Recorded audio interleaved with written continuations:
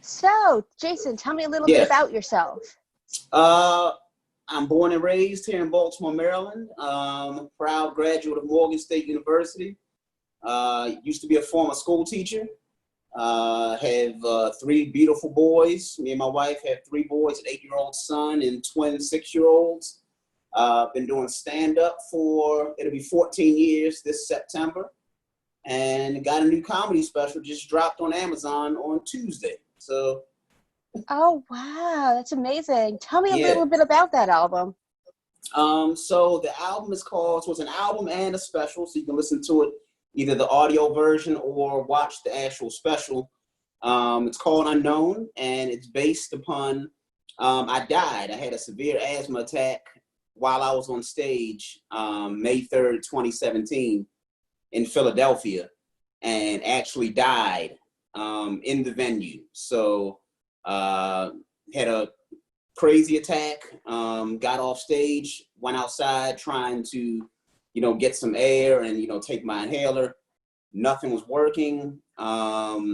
Ended up getting taken back inside of the venue by some of the staff members. Luckily, there was a doctor in the crowd that night who was an audience member. She tried to assist me, but the attack was so aggressive, I ended up coding right in the venue. So collapsed in the venue, no heartbeat or pulse for 5 minutes. From what I'm told, people are freaking out. Even the lady who was the doctor said that she didn't believe that I was going to make it, just because it was just such a long time with no signs of response. But she said from her medical training, she kept doing the chest compressions until the medics came. Thankfully, and by the grace of God, they were able to do something to, get me back amongst the living. Woke up in the hospital in Philadelphia 16 hours later, but they had me labeled as unknown. So, and that's even a strange portion of the story because they had my wallet, which was, I was like, just look inside the wallet, people.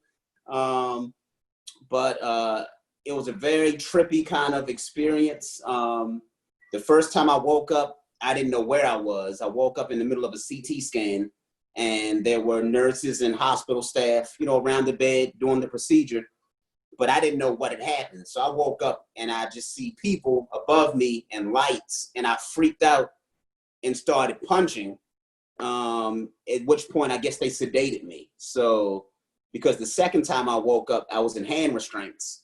And, I couldn't talk because I had a ventilator tube down my throat. Couldn't move because my hands were tied to the bed. I could see my wrist, but it was labeled as unknown, But in my mind, I'm like, I'm Jason Weems. So it was this kind of weird I think I know who I am, but this is telling me something different. Luckily, by the third time I woke up, my wife was there. She had made her way to Philly from Baltimore. And even with the way she found out, so when I collapsed in the venue, I was around a bunch of comics and audience members, nobody who had my wife's information to call her. My cell phone was locked, so they couldn't get inside of that. So they started using social media, and this is where social media turned into a huge blessing. They just started tweeting, hey, who knows the Jay Weems Comedy's family? And that tweet literally bounced around probably 100 times. Comics in New York that I knew sent it to comics that I knew in DC, and finally it made it to a good buddy of mine here in Baltimore, guy named Brian Robinson, who's an amazing artist. Actually, if you look at the special, I have a piece of art on my shirt, and it's actually a piece that he painted. So he came to my house in the middle of the night, banged on the door until my wife, got up. My kids are upstairs asleep, she's asleep. She's just thinking that I'm, in Philly doing the show and, on my way home. And at that time, the story had changed hands so many times. People said I'd already died because, this is all just happening through Twitter and, Facebook. So it's no real fact checking. It's just flying between people. Hey, Jason had this accident. I heard. So by the time it got to her, my buddy didn't know really what to tell her. He was just saying, you need to contact the hospital like right now. But then when she calls the hospital, she says, I'm looking for my husband, Jason Weems. They're like, we don't have anybody here by that name, because they had me listed as unknown. Oh gosh. So, I mean, she's freaking out. She had to drive to Philly under the kind of just mystery of he may already be dead. He may not even be at this hospital. I think this is where he is. Luckily, by the time she got about halfway up the road, they were able to figure out the mix up and confirm that I was there. So the special, I mean, is labeled, it's the larger part of it is because of that. And that theme is something that kind of runs through the special. I really dive into that experience. If you want more information about that experience, you can actually, I was followed by a documentary film crew for an entire year, all of 2018, leading up to the special. So the whole year as I was building the set, as we were, we're doing walkthroughs of the venue, as we were, doing stuff with the film crew, getting ready for the special, this, film crew, this documentary audio side was filming and literally doing interviews with me. They interviewed the woman who saved me at the venue. They interviewed audience members who were there the night that I died, doctors who I've seen. So any of the listeners who really want to get a more in-depth idea of kind of what led up to the special, if they just go to anywhere, iTunes, Stitcher, anywhere you can listen to a podcast and do First Day Back, it literally gives it's a 6-episode, season 3 of their series, and it literally chronicles from the front to the back of it. So when we look at the title of Unknown, it really is the literal sense of what was on my bracelet. It's speaking to my talent as a comedian. Anything in entertainment, can be hard to break into. I've had some, national exposure, but I'm still not a household name. So it's unknown in that sense. And then it's also kind of shining a light on my city of Baltimore, which, has amazing talent to the point that, it oozes out. But it's often not known or remembered for those things, So it's kind of a threefold, the name of Unknown. That's incredible. Oh Yeah. gosh.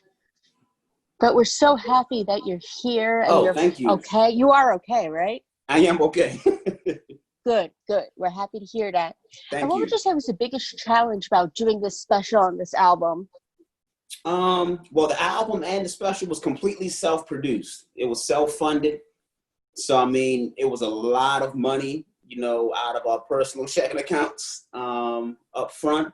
A lot of investment of time. We didn't have a distributor at the beginning of the project. It was just, we know this thing is great. We've got great people around us. We think we can make something really special. But then it's just, who's going to buy it? Who's going to put it out? So, but we had the faith and, luckily we were able to figure it out and landed on Amazon Prime. But yeah, probably the financial aspect, it's funny, the unknown aspect of not knowing if we were going to recoup those funds. And then just, this was another huge thing that we were up against. We did it in one take. So most comedy specials, they'll shoot 2 nights, at least 2 shows to cut between the 2, just to have a fail safe. One of the audiences isn't great as the other, who knows? And that was the goal when we first started out with this special. But then we had some issues with the ticketing system at the venue and some things that got confused, right? Like a few days before the show. So what ended up happening was some tickets had to be refunded to people that bought tickets for a late show, but it had listed them in the early show. But then by the time they contacted them, people were like, we can't change plans and stuff like that. So we had to condense it into one show. And so this whole thing, the special that you see on Amazon Prime or the album that you listen to, it was literally done in one take.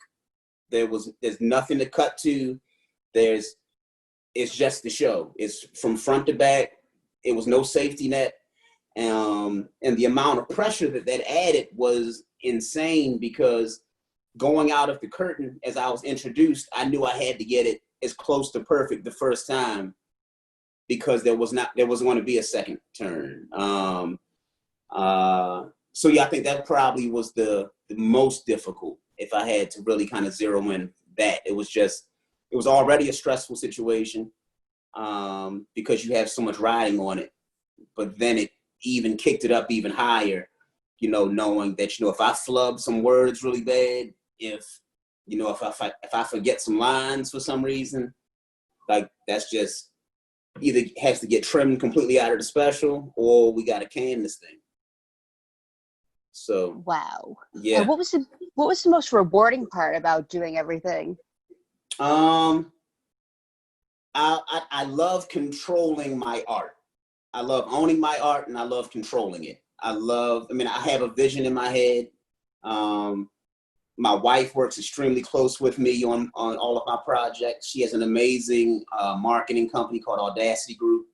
So kind of when we lock our heads together and we really get a vision for something, we try to get it as close to that vision as possible. So, being in control of every aspect, from the artwork to the music, to the venue, to the opening act, to, everything. It really gave us that sense of confidence, just knowing, okay, when we go out and present this to the world, this is how we wanted it to look. And we got it extremely close. Obviously there's always little things in projects that, are a little bit off. But to start from scratch, this whole project started from me dying. So to die and then to turn that death into a whole season of a podcast and then turn that into a comedy special and to an album, I really feel like I squeezed the absolute max out of this experience. And I feel like everything in your life should have the capability of becoming art. Whether it's painful or happy or sad, no matter what you go through as an artist, if you're paying attention, you should be able to, make it into something that can have a positive impact on people, I think. Wow, you are an amazing person, an amazing role model, just not giving up. I think that's wonderful. That's so sweet of you to say. Thank you so much. I appreciate this. Thanks. And what's next for you? Do you have any other projects in the works? I do. So working on a new podcast that should be coming out. It was supposed to come out this spring, but then the Rona came and threw everything off. But yeah, probably this fall for the new podcast. I've got a new comedy special that I'm ready and looking to film. It's just waiting for the world to kind of get back to normal enough that, I can have an audience. Got a sitcom that I've been pitching for a while. So I'm hoping that with Unknown out, that puts more eyes towards me and that I can get some, more opportunities to get that in front of some folks.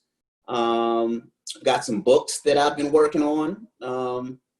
I'm still kind of old school. I love holding a physical book and turning pages, and I like writing with pens. Like when I write my jokes, I typically don't type them down. It doesn't feel real to me until I put, ink to a piece of paper. It feels like it almost seals the deal. So yeah, a new comedy special, books, podcast. I've got an online sketch show called The Lunchtime Show. If anybody's into like stuff like SNL and, you can go to that. You can go directly to my site, jasonweemscomedy.com, which then links to that. Or you can go to The Lunchtime Show directly. And that's a show that I made with two buddies that I used to work with at an elementary school. I used to teach school for 10 years. So that show kind of grew out of, me and two of my close friends who used to have lunch together. It was basically called, because that's why it's called Lunchtime. We would sit and have lunch together at the school and be having these crazy conversations and laughing and saying, oh, it would be crazy if we shot that and made that into a video. So we ended up doing that. We made those crazy thoughts into videos. So it's some real funny stuff on there. If people want to check that out, please check out the special on Amazon Prime. Came out on Tuesday. We're very, very excited about it. I think you'll laugh a lot. I think I hope that you feel it's a celebration of life too. Even though it's a comedy special, it's really just a party. It's giving thanks to God. It's giving thanks to the universe for being here. It is, the crowd is full of my family. It's got my parents out there, my wife's family, people I went to college with, old teachers. So it's really like a look down memory lane for me. And to have died and then come back to life and to have this special in my hometown of Baltimore, which I love and adore. And I've got a crowd full of people who love and adore me, and I love and adore them. So the energy is just amazing. It's nothing like people wanting you to succeed. And I could feel that. As soon as I grabbed the mic, it was like, obviously it's nerves and all the stuff that normally come with a performance. But I mean, as soon as you walk up there and you see all those smiling faces of, the lady who didn't fail me in college, of, my father who doesn't really come out to events much. So, I mean, it was just like, once you got out there, it was just like you were just kind of like just surfing on a wave. It's just, the energy was there. It was just, you just had to, kind of climb up on top of it. Oh, wow. Wow. Yeah. I'm so proud of you. Thank you. Thank you so much. And one thing I like to ask the people I interview is, tell me a fun fact about yourself that might surprise people. I'm actually very quiet. Like, even though my job causes me, or I go on stage, and when you see me on stage, you probably wouldn't think that I was a kind of reserved person. But typically, when I'm off stage, I'm with my kids. I don't go out much. I like to just kind of, I'm a homebody. I'm doing stuff in the yard. I'm fixing stuff in the basement. I'm going to Walmart. It's a very, a very calm. It's not, so when you see me on stage and I'm making all these jokes and, animated and, and then you see me off stage, it's like, a lot of people don't even make the connection. Like, people that used to go to my barbershop would find out that I did stand-up, and they were like, no, you don't. Oh, you don't do no comedy. I've never heard you tell a joke in my life. And, and I'm like, just because I don't do it in here doesn't mean that it's not being done. So that's kind of a fun fact. I'm really reserved. I like to kind of really just observe life. I like to listen more than I talk. I like to really kind of just kind of study the world, because that's kind of where all the comedy comes from. I think most of the great comedians, which, I'm striving to be, whether that's Pryor or Carlin or Seinfeld or Rock or Chappelle, these guys are people who sit back and they study people and situations, and then they turn those situations into things that, we think are hilarious, but it's only because they were paying attention. They saw something that we all see, and then they just presented it back to us in a way. They were like, oh my God, I think that too. And now it creates this great reaction in you. So yeah, I think that would kind of shock people, how reserved I am. I think it would shock people.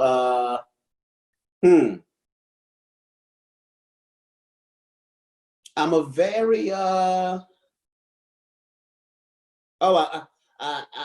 domesticated, but that's just by choice.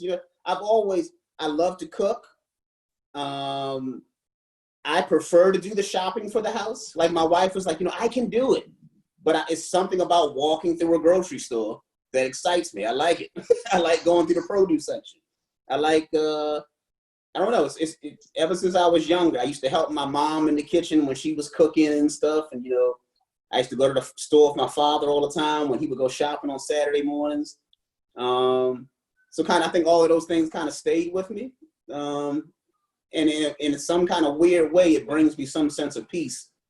I get a lot of thinking done. Like, I went to Walmart this morning. I got up at 5:30 and went to Walmart and was there at 7 when they opened, and shopped and came home and cooked breakfast for my boys. And then I literally just took them upstairs right before I started this call, and they're on their tablets for a couple of minutes while Daddy talks business. So since you cook, what's your signature dish? I make an amazing meatloaf. My wife, I try to stay away from a lot of meat, but I mean, when I do make this thing, I'll make it once or twice a year. I mean, people like line up at the door. Like my wife's aunt and her family had it one year. And if they find out that I make it and I don't bring some to their house, like they're legitimately upset with me. Like not playing, like, I mean, straight attitudes. You know, when I see them the next time, you know, it takes a while for them to warm back up. So yeah, probably that. I make some pretty good spaghetti. What else do I do? I've been experimenting with different types of omelets in the morning lately, just different variations, and I've gotten that pretty good. So yeah, a lot of different things, but it's something I get a lot of pride out of, you know, cooking for my family and, you know, seeing them, you know, and eating and laughing and enjoying themselves. It's something that makes me very happy to do. I love to cook too, so. Yeah. What's one of your favorite dishes? Or what's one of your famous? My lasagna. That's my favorite thing to cook. My brother and I are roommates because I live. His wife is in grad school now, so my lease. We live across the street from other, and then my lease was up, so I moved in so we could save some money. That makes sense. One day I made a lasagna. Then I came home from work the next day, and half of it's gone. He's like, but it was so good. And same thing, my meatloaf too. He loves. Oh, really? That's nice. That's got to be cool though, living with your brother. Yes, it's great. It's great. He's a good roommate. That's awesome. That's awesome. How close are you guys in age? We're 4.5 years apart. Okay. I'm the oldest. He's younger, and then our sister is younger than us. Oh, nice. Everybody in Pittsburgh, or is your sister in Pittsburgh too? Oh, perfect. Oh, that's beautiful. That's cool. Thank you. And since we're a TV site, what are you watching on TV these days? My favorite show to watch right now is Ozark. I love Ozark on Netflix. I had to, so I'd already watched seasons 1 and 2, but then I had to rewatch them to kind of get ready for season 3, which I just finished. I love that. Other than that, I don't really get a lot of chance to watch much TV. My days are so kind of, spoken for with the kids. So typically what I watch is kid shows. I watch That's So Raven on Disney Plus. I'm basically watching what my kids watch. So, I love it. Yeah. It's a show called Gumball that they love on Cartoon Network. The Amazing Yes. Yeah. The Loud House on Nickelodeon, Nick Jr. It's a show called Family Reunion on Netflix that they watch a lot, that they love. So yeah, mainly that. It's a show. Have you ever seen? It's called Bunked. What show? It's called Bunked. Monk, yes. Yeah. So they love that show. Yeah, so those are kind of the ones that I'm watching right now. And of course, Unknown. I'm watching Jason Weems. Unknown. Yeah, so those are the main things I'm watching right now when I'm able to watch something. Very nice. And where can people follow you on social media? Okay, so Instagram is and it's my name, Jason Weems. That's Weems comedy. So at Jason Weems comedy. Twitter is at Weems comedy. So just my first initial and then the last name. And then Facebook, if you just type in my name, Jason Weems, both my personal and my fan page are both right there to pull up. Or the easiest way, I guess, if you just went straight to my website, jasonweemscomedy.com, and everything links from right there. All of my social, all of the lunchtime show, movie that I did, it's called Wits End, is on there. Tons of stuff. Literally, you can get lost in it. Wonderful. Well, Jason, it was a pleasure to speak with you today. You have a wonderful, safe weekend. Thank you. You too now. Thank you for the time. Thanks. Bye. Okay, bye-bye.